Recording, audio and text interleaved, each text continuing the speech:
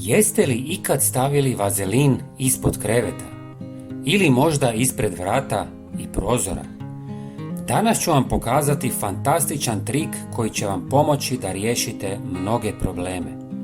Sve što vam je potrebno je običan vazelin, bilo u kutiji ili, još bolje, u tubi koja je lakša za nanošenje.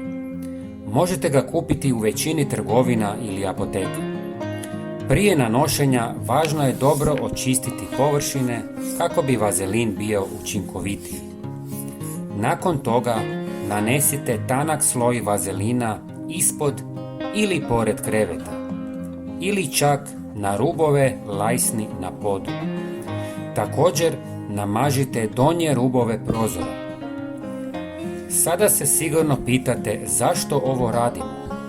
Odgovor je zanimljiv i jednostavan. Vazelin je vrlo učinkovit u sprječavanju prolaska mrava, žohara, stonoga i drugih insekata zahvaljujući svojoj gustoj i ljepljivoj teksturi koja im otežava kretanje preko površina. Djeluje kao barijera sprječavajući insekte da dođu do izvora hrane ili mirisa koji ih privlače.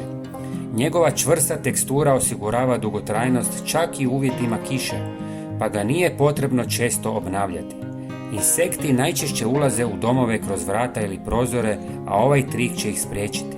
Čak i ako uđu, tanak sloj vazelina će ih spriječiti da se uvuku u krevet dok spavate.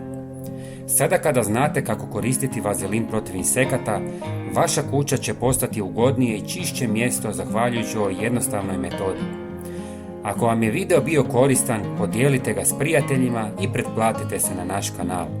Pretplata je potpuno besplatna.